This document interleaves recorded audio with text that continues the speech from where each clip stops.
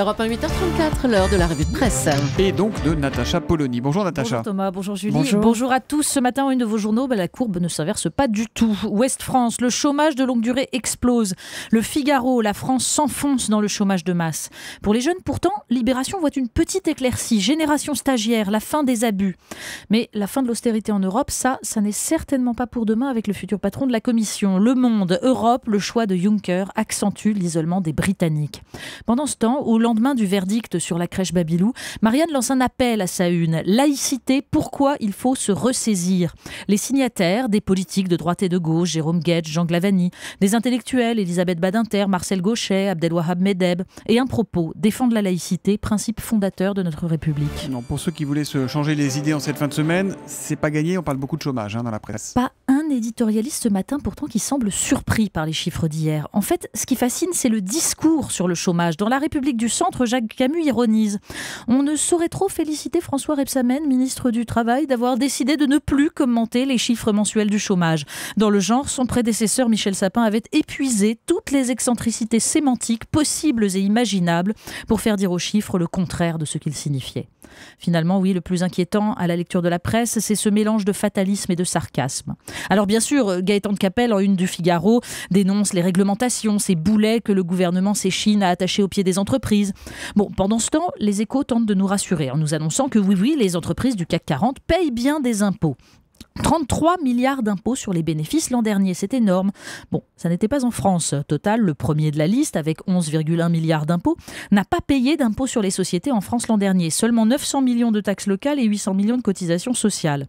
Le reste va aux pays producteurs de pétrole, Norvège, Nigeria, Congo, qui, eux, imposent des taux à 75%.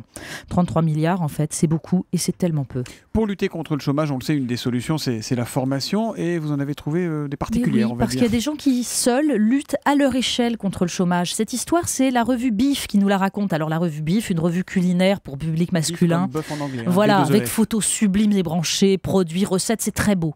Et l'histoire, c'est celle de Thierry Marx, chef médiatique et figure de la cuisine moléculaire, mais surtout homme généreux qui se souvient d'où il vient. Alors il a fondé 2 formations qualifiantes en cuisine et boulangerie. Formation express pour des gens qui ne peuvent pas se payer le luxe d'études longues, avec exigence, apprentissage de la ponctualité, du calcul et des gestes fondamentaux. À la sortie, 80% de CDI. La cible, anciens décrocheurs et gens en grande précarité, mais travailleurs et motivés. Je veux, dit-il, que cette école redonne de l'horizon aux stagiaires et qu'elle permette d'en faire des personnes libres. C'était le projet de l'école républicaine. Mais heureusement, quelques individus reprennent le flambeau d'un État en déshérence. On parle beaucoup d'Europe et de droit, décidément, ces jours-ci. Mais oui, alors que Libération revient sur la décision de la Cour européenne des droits de l'homme de reconnaître le droit de 2 jumelles nées par mère porteuse à être inscrites à l'état civil de leurs parents, le Parisien pose la question. Pourquoi l'Europe fait la loi en France? Sur l'affaire Vincent Lambert, par exemple, ou bientôt peut-être sur les questions de voile islamique. La France a signé en 1974 la Charte européenne des droits de l'homme, acceptant donc de se soumettre aux décisions de la Cour. Problème, celle-ci met en place une jurisprudence imprégnée de pragmatisme anglo-saxon, nous dit le journal, à 1000 lieues de l'esprit de nos lois françaises fondées sur des conceptions bioéthiques et une vision de la liberté individuelle radicalement différente. Un exemple, les pays scandinaves et anglo-saxons n'ont aucune idée de ce que peut être la laïcité à la française. Et les conflits sont à venir, d'où l'appel de Marianne.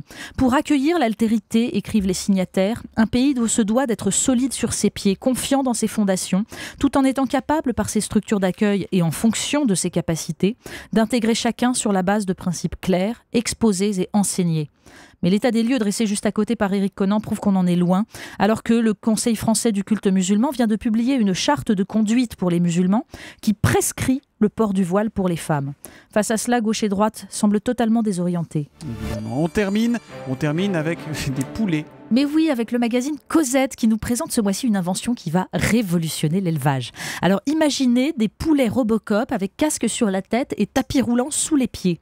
En fait, c'est l'idée d'un scientifique de l'Ohio qui se propose de présenter aux bestioles, donc qui sont enfermées dans leur hangar pour produire moins cher la malbouffe de la grande distribution, une réalité virtuelle.